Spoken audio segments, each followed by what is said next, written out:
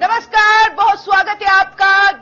दोपहर के 2 बज चुके हैं। आप देख रहे हैं उत्तर प्रदेश की खास खबर। मेरे साथ मैं हूं आपके साथ मुस्कान अबीर। एक बड़ी खबर मिल रही है, उसका रुख कर लेते हैं बदायूं से। ये बड़ी खबर है, बदायूं जामा मस्जिद मामले पर सुनवाई टल गई। अब 17 दिसंबर को अगली सुनवाई होगी। जामा मस्जिद विवाद पर सुनवाई स्थगित कर दी गई है। यूपी के बदायूं में नीलकंठ महादेव मंदिर और जामा मस्जिद के बीच चल रहे विवाद में आज कोर्ट में सुनवाई होनी थी, लेकिन किसी कारणवश सुनवाई टाल दी गई है। दरअसल जिला बार के अधिवक्ता मोहम्मद असलम के निधन के कारण शोक के चलते वकील न्यायिक कार्यों से दूर रहेंगे, जिससे सुनवाई स्थगित कर दी गई है। अब इस मामले में अगली सुनवाई 17 दिसंबर को होगी। इससे पहले शनिवार को कोर्ट में सुनवाई हुई थी, जिसमें ऑल इंडिया मजलिसे इत्तेहादुल मुस्लिमीन के राष्ट्रीय अध्यक्ष असदुद्दीन ओवैसी ने एक्स पर टिप्पणी की थी। इस मामले में हिंदू पक्ष के वकील मुकेश पटेल ने दावा किया था कि जहां वर्तमान में जामा मस्जिद स्थिर है, वहां पहले नीलकंठ महादेव का मंदिर था, जिसमें शिवलिंग स्थापित था। आरोप है कि मस्जिद के निर्माण के समय इस शिवलिंग को हटा दिया गया था। 2022 में हिंदू नेता मुकेश पटेल ने इस मामले को लेकर बदायूं की जामा मस्जिद के खिलाफ एक केस दायर किया था, जिसके बाद कोर्ट में बहस के दौरान हिंदू पक्ष ने प्रतिवादी पक्ष से ये सवाल पूछा कि सर्वे कराने से वो क्यों डर रहे हैं। प्रतिवादी पक्ष के वकील अनवर आलम ने इसका जवाब देते हुए कहा कि सर्वे का आदेश महज माहौल बिगाड़ने की कोशिश है। इस मामले में अब तक सुनवाई के बाद 10 दिसंबर को कोर्ट में अंतिम बहस पूरी की जानी थी, लेकिन अब अगली सुनवाई 17 दिसंबर को तय की गई है। सुनिए मुस्लिम पक्ष के वकील का क्या कुछ कहना है।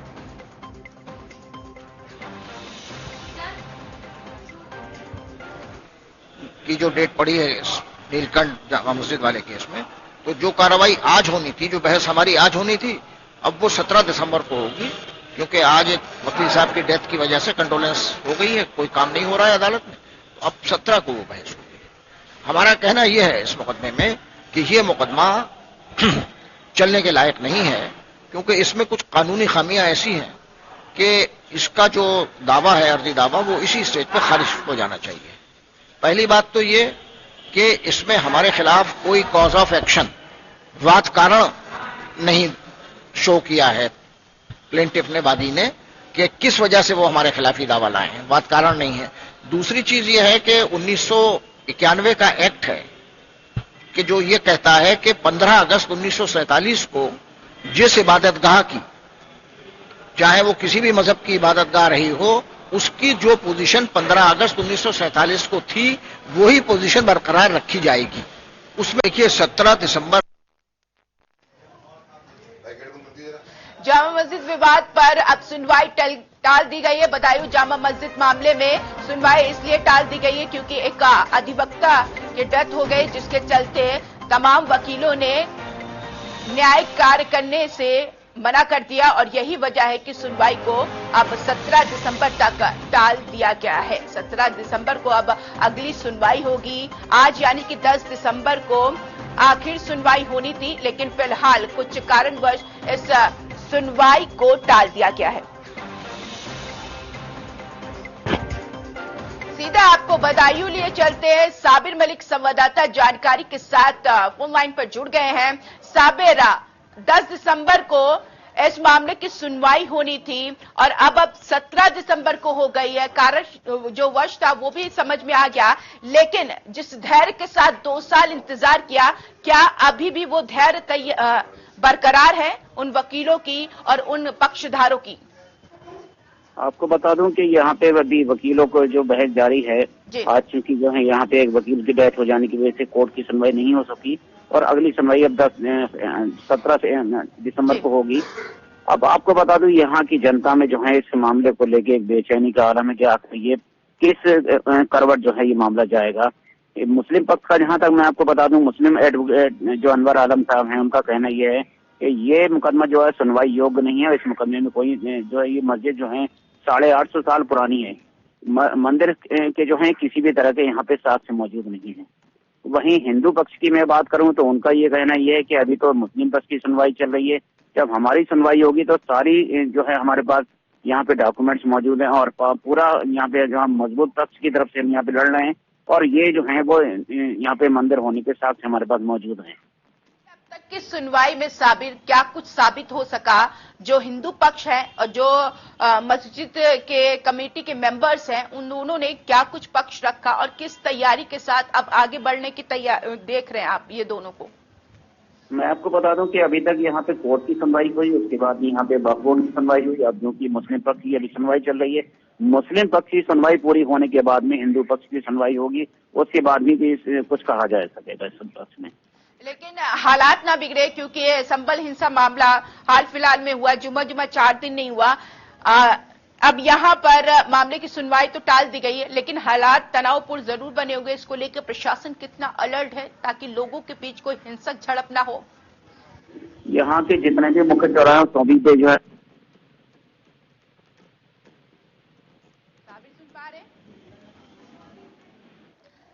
चलिए साबिर, बहुत शुक्रिया तमाम जानकारी के लिए। तो 17 दिसंबर को अगली सुनवाई होगी और सुनवाई में अब देखना है कि कोर्ट की तरफ से क्या आदेश आता है। 10 दिसंबर को सुनवाई होनी थी, लेकिन कुछ कारणवश इस सुनवाई को टाल दिया गया है।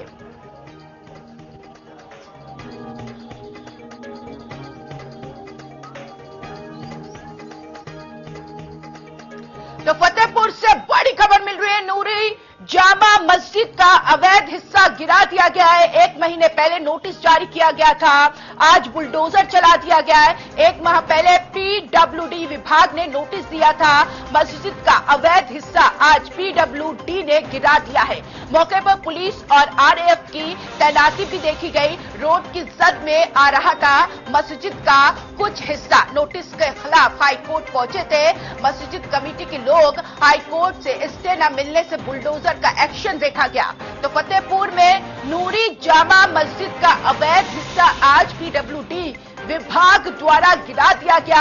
1 महीने पहले पीडब्ल्यूडी विभाग ने मस्जिद प्रशासन को नोटिस जारी किया था, जिसमें यह बताया गया था कि मस्जिद का कुछ हिस्सा रोड की जद में आ रहा था। आज प्रशासन ने बुलडोजर चलाकर उस अवैध हिस्से को ढा दिया। मस्जिद के इस अवैध निर्माण को लेकर पीडब्ल्यूडी ने 1 माह पहले मस्जिद प्रशासन को नोटिस जारी किया था, लेकिन मस्जिद कमेटी ने हाईकोर्ट में याचिका दायर कर इसे रोकने की कोशिश की थी। हालांकि हाई कोर्ट से स्टे न मिलने के कारण आज प्रशासन ने कार्रवाई की। कार्रवाई के दौरान पुलिस और आरएएफ की तैनाती की गई थी ताकि किसी भी प्रकार की अप्रिय घटना से बचा जा सके। मौके पर भारी संख्या में सुरक्षा बलों की तैनाती रही। प्रशासन का कहना था कि यह कदम सड़क की चौड़ीकरण के उद्देश्य से उठाया गया है ताकि यातायात में कोई रुकावट न आए और सड़क का विकास सही तरीके से किया जा सके। मस्जिद प्रशासन और स्थानीय लोगों ने इस कार्रवाई का विरोध किया, लेकिन कानून के मुताबिक इस अवैध निर्माण को गिराने का निर्णय लिया गया। फिलहाल इस मामले में आगे की कार्रवाई जारी रहेगी और मस्जिद प्रशासन द्वारा नए निर्माण को लेकर प्रशासन से बातचीत की जा सकती है।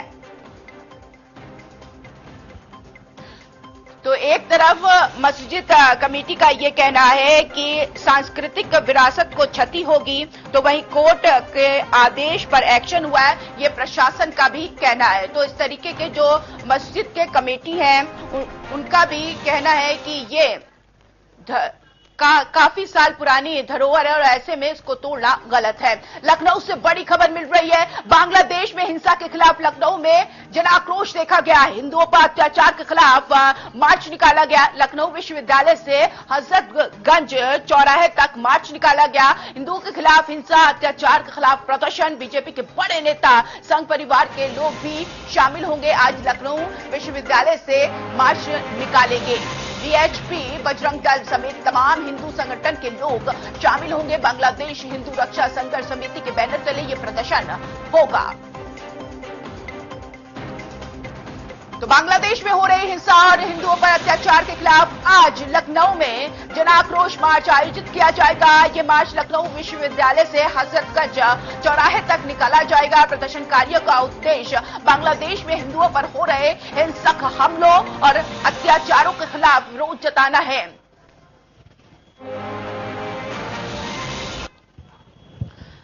रामकिशोर पाल संवाददाता लखनऊ से जानकारी के साथ जुड़ गए हैं। रामकिशोर, एक बार फिर प्रदर्शन देखा जा रहा है। रोजाना यहां पर बीजेपी के नेता हो या फिर कोई संगठन हो, बांग्लादेश में हो रहे हिंदुओं के साथ अत्याचार को लेकर लगातार आवाज हिंदुस्तान से बुलंद हो रही है। आपको बता दें, जैसा कि बांग्लादेश में हो रहे अत्याचार के विरोध में उत्तर प्रदेश में चाहे देश हो, सब जगह धरना प्रदर्शन लगातार जारी है, जिसके चलते आज लखनऊ में ये धरने का आयोजन किया गया, जो कि लखनऊ विश्वविद्यालय से निकलकर अटल चौराहे पे जाके गांधी प्रतिमा पे खत्म होगी, जिसमें बीजेपी के नेता व जो आरएसएस के लोग हैं वो भी, व बजरंग दल सहित कई अन्य हिंदू संगठन के लोग इस पद यात्रा में शामिल होंगे। साथ ही यहाँ से आवाज उठाएंगे कि बांग्लादेश में जिस तरह से अत्याचार हिंदुओं पे हो रहा है, उसके उत्तर प्रदेश या केंद्र सरकार उस पर कुछ आवाज उठाए और वहाँ की सरकार से बातचीत करके हिंदुओं पे हो रहे अत्याचार पे कुछ बातचीत करें।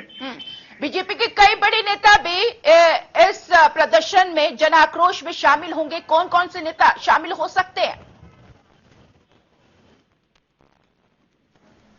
बहुत से नेता अभी नाम नहीं बता सकते, क्योंकि अभी आना जाना शुरू नहीं। अभी यहाँ पे लखनऊ विश्वविद्यालय पे आना शुरू हो गए, छात्र संगठन के लोग आ रहे, लेकिन अभी बीजेपी के नेता कोई ऐसा नहीं शामिल है जो बड़ा नेता हो। तो जब ये मार्च निकाला जाएगा वीरपाल, इस दौरान प्रशासन का क्या अलर्ट देखा जा रहा है और कितनी भारी संख्या में लोग एकत्रित हो सकते हैं वहां पर? जैसा कि प्रदर्शन चालू है प्रदेश में, और जहाँ लखनऊ में भी प्रदर्शन कई जगह किए गए हैं बांग्लादेश के खिलाफ, जिसमें जनसंख्या बहुत ही ज्यादा है। प्रशासन की तरफ से पूरी तैयारियां हैं, पुलिस पूरी तरह से अलर्ट है और यहाँ पे एकत्रित भी है। पुलिस आराम से जन पद यात्रा ये निकलवाएगी, जो कि हर जन तक जाएगी। वीरपाल, हालांकि ये जो मार्च है वो पैदल मार्च होगा, लेकिन आम लोगों को कोई परेशानी ना हो, जो प्रदर्शन में नहीं शामिल होंगे, जो रोजमर्रा की जिंदगी में अपना कार्य करते हुए नजर आएंगे, उनको कोई परेशानी ना हो, उसके लिए क्या कुछ प्रशासन की तरफ से आदेश दिया गया है? कोई रूट डाइवर्ट की गई है? नहीं, जैसा कि आपको बता दें, सीताव्यू लखनऊ यूनिवर्सिटी से हजरतगंज का है। पुलिस ने पूरी तरह से, क्योंकि कल ये संदेश मैसेज दे दिया गया था, जिसके चलते प्रदेश के जो यहाँ सुविधा है व्यवस्था उसको सुचारू रूप से चालू करने के लिए पूरी तरह पुलिस मुस्तैद है, और ये जो पद यात्रा है बहुत ही आराम से निकाली जाएगी। ठीक है, आराम से निकाली जाएगी। लेकिन रामकिशोर, यहाँ पर जानकारी दीजिए, क्योंकि कुछ पोस्टर्स दिखाई दे रहे हैं वीडियो में, कुछ क्या स्लोगन्स है पोस्टर में, क्या कुछ बांग्लादेश को संदेश देने की यहाँ पर जो मेंटेनेंस है, क्या कुछ आप देख पा रहे हैं संघ की तरफ से, बीजेपी की तरफ से? किस तरीके की तैयारियां देख पा रहे हैं इस बीच?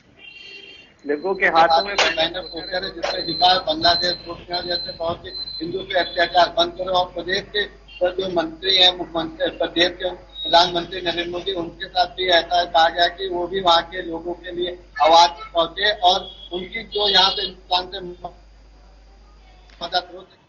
ठीक है रामकिशोर पाल, बहुत शुक्रिया तमाम जानकारी के लिए। तो लखनऊ से लाइव रामकिशोर पाल संवाददाता जुड़े थे, और कुछ ही देर में पैदल मार्च निकाला जाएगा, जन आक्रोश रैली निकाली जाएगी, जिसमें बीजेपी के नेता और संघ के कई नेता भी मौजूद होंगे। फिलहाल रुकेंगे एक छोटे से ब्रेक के लिए, तुरंत हाजिर होते हैं।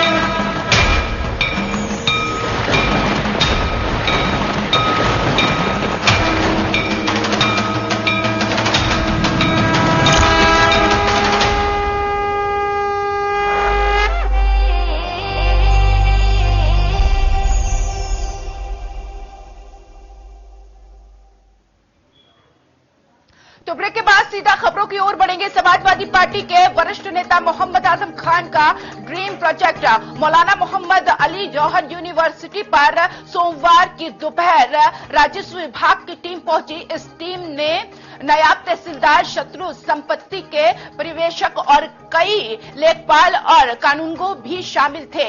जौहर यूनिवर्सिटी में जो शत्रु संपत्ति है उसकी DGPS यानी differentiation global position system machine से उसकी जांच की गई।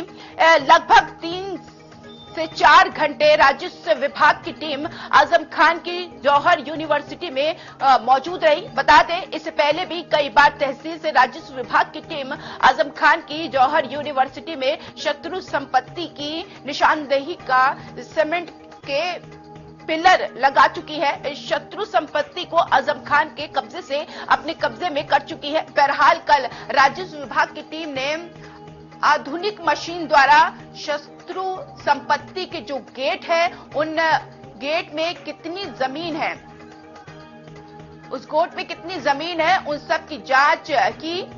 DGPS मशीन ने 30 किलोमीटर के सर्किल एरिया में जमीन की जांच की जा सकती है। इसी मशीन द्वारा एक्यूरेट शत्रु संपत्ति की जांच की गई। तो शत्रु संपत्ति की जांच की गई है। अब देखना यह है कि क्या कुछ और भी निकलकर सामने आता है। खबर लखनऊ से, बीजेपी आज तय करेगी चुनावी रणनीति। सभी 6 संगठनात्मक क्षेत्र में आज चुनावी बैठक होगी। दोपहर 12 बजे से ये चुनावी बैठक जारी होगी। केंद्रीय चुनाव परिवेशक विनोद तावड़े पश्चिम क्षेत्र की बैठक लेंगे। कानपुर क्षेत्र के प्रदेश अध्यक्ष भूपेंद्र चौधरी बैठक लेंगे। अवध क्षेत्र के प्रदेश महामंत्री संगठन धर्मपाल सिंह बैठक लेंगे। तो वहीं पश्चिम क्षेत्र की बैठक गाजियाबाद में होगी। अवध क्षेत्र की बैठक लखनऊ में होगी। ब्रज क्षेत्र की बैठक आगरा में होगी। गोरखपुर क्षेत्र की बैठक गोरखपुर में होगी। तो आज अपनी आगामी चुनावी रणनीति को अंतिम रूप देने के लिए महत्वपूर्ण बैठकें आयोजित की जाएगी। ये बैठकें पार्टी के 6 संगठनात्मक क्षेत्रों में आयोजित की जाएगी, जो पार्टी के आगामी चुनाव के लिए एक मजबूत रणनीति बनाने में मदद करेगी। दोपहर 12 बजे से शुरू होने वाली इस बैठकों में पार्टी की केंद्रीय और प्रदेश नेता हिस्सा लेंगे। इन बैठकों का उद्देश्य चुनावी तैयारी को सुदृढ़ करना और पार्टी के कार्यकर्ताओं के बीच समन्वय स्थापित करना है। सभी क्षेत्र में विशेष ध्यान इस बात पर होगा कि कैसे बीजेपी अपने वोट बैंक को मजबूती से बनाए रख सकती है और आगामी चुनाव में कैसे अधिक से अधिक सीटें जीती जा सकती है। पश्चिम क्षेत्र की बैठक में पार्टी के केंद्रीय चुनाव परिवेशक विनोद तावड़े हिस्सा लेंगे। वे चुनावी रणनीति पर चर्चा करेंगे और पार्टी के कार्यकर्ताओं को आगामी चुनाव के लिए प्रेरित भी करेंगे। वहीं कानपुर क्षेत्र की बैठक में प्रदेश अध्यक्ष भूपेंद्र चौधरी नेतृत्व करेंगे। वे पार्टी की रणनीतियों को समझेंगे और संगठन के कार्यकर्ताओं के साथ चुनावी गतिविधियों पर चर्चा करेंगे। अवध क्षेत्र की बैठक में धर्मपाल सिंह प्रदेश महामंत्री संगठन प्रदेश के कार्यकर्ताओं के साथ चर्चा करेंगे। इस क्षेत्र की बैठक लखनऊ में होगी, जो बीजेपी का एक प्रमुख गढ़ माना जाता है। बैठक में पार्टी की आगामी चुनावी तैयारी और रणनीतियों पर फोकस किया जाएगा। वहीं पश्चिम क्षेत्र की बैठक गाजियाबाद में होगी। इस बैठक में बीजेपी के प्रमुख नेता चुनावी मुद्दों पर विचार विमर्श करेंगे। ब्रज क्षेत्र की बैठक आगरा में आयोजित की जाएगी, जहां पार्टी के नेता क्षेत्रीय मुद्दों पर चर्चा करेंगे और अपनी चुनावी तैयारियों को लेकर फीडबैक लेंगे। अंतिम बैठक गोरखपुर क्षेत्र की होगी, जो खुद मुख्यमंत्री योगी आदित्यनाथ का गृह क्षेत्र है। यहां पर पार्टी के नेता गोरखपुर के कार्यकर्ताओं से मिलकर चुनावी रणनीति पर विचार विमर्श करेंगे। इन सभी बैठकों पर बीजेपी की चुनावी तैयारियां अहम है और पार्टी के नेता इस दौरान आगामी चुनाव के लिए अपनी रणनीति को आगे बढ़ाएंगे। ये सुनिश्चित किया जाएगा कि पार्टी अपने कार्यकर्ताओं और जनता के बीच मजबूत संपर्क बनाए और चुनावी मैदान में मजबूती से उतरे। ये बैठकें बीजेपी के लिए आगामी चुनाव में सफलता की कुंजी साबित हो सकती है।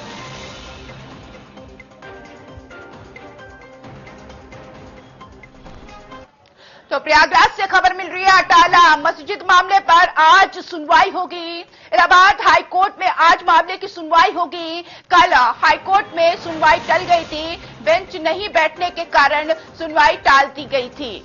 तो बड़ी जानकारी, बड़ी खबर, अटाला मस्जिद मामले पर आज इलाहाबाद हाईकोर्ट में महत्वपूर्ण सुनवाई होगी। इस मामले की सुनवाई कल उच्च न्यायालय में टल गई थी क्योंकि इस दिन बेंच नहीं बैठ रही थी। अब आज फिर से इस मामले की सुनवाई का अवसर आया है, जिससे स्थानीय और राज्य स्तरीय राजनीतिक हलकों में इस मामले को लेकर उत्सुकता बढ़ गई है। अटाला मस्जिद मामले में एक विवादित स्थिति सामने आई है, जिसे लेकर इलाहाबाद हाईकोर्ट में सुनवाई चल रही है। इस मामले में पक्षकारों द्वारा यह दलील दी जा रही है कि मस्जिद से संबंधित भूमि पर किसी प्रकार का विवाद है जो न्यायालय में विचाराधीन है। हाल ही में इस मस्जिद से जुड़े कुछ मुद्दे फिर से सुर्खियों में आए थे, जिसके बाद अब कोर्ट में इसकी सुनवाई हो रही है। कल की सुनवाई टलने के कारण इलाहाबाद हाईकोर्ट में मामले में कुछ और वक्त का इंतजार करना पड़ा। बेंच की अनुपस्थिति के कारण सुनवाई को स्थगित किया गया था, जिससे संबंधित पक्षों को कुछ और समय मिल गया। हालांकि अब आज इस मामले की सुनवाई के लिए बेंच बैठने जा रही है और दोनों पक्षों के वकील अपने अपने दलीलों कोर्ट में पेश करेंगे। स्वराज वाहनी एसोसिएशन द्वारा दायर किए गए मुकदमे में दावा किया है कि वर्तमान में जो अटाला मस्जिद स्थिर है वो पहले अटला देवी मंदिर हुआ करता था। खबरों में आगे बढ़ेंगे। मुख्यमंत्री योगी आदित्यनाथ का आज गोरखपुर दौरा है, दूसरे दिन है और दूसरे दिन भी दौरा जारी रहेगा, जिसमें उन्होंने गोरखनाथ मंदिर में पूजा अर्चना और गौ सेवा की है। सीएम योगी ने मंदिर में विधि पूर्वक पूजा भी की है और पूजा अर्चना की और धार्मिक अनुष्ठान में हिस्सा भी लिया। इसके बाद उन्होंने गौ सेवा भी की और गायों को चारा भी खिलाया। दूसरे दिन के अपने दौरे में सीएम योगी आदित्यनाथ ने जनता दर्शन कार्यक्रम आयोजित किया। गोरखनाथ मंदिर में आयोजित इस कार्यक्रम में दूर दराज से लोग अपनी समस्याओं के समाधान के लिए पहुंचे।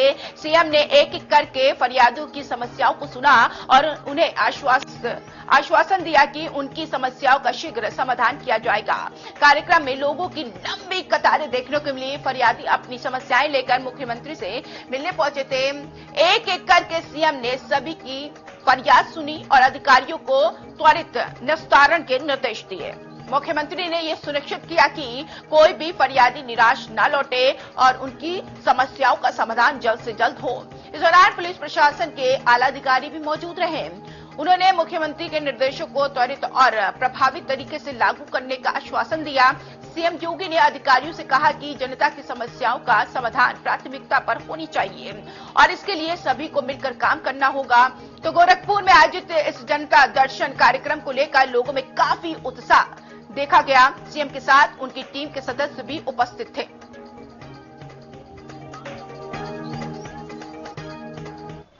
तो फिलहाल इस बुलेटिन में इतना ही। दीजिए इजाजत। नमस्कार।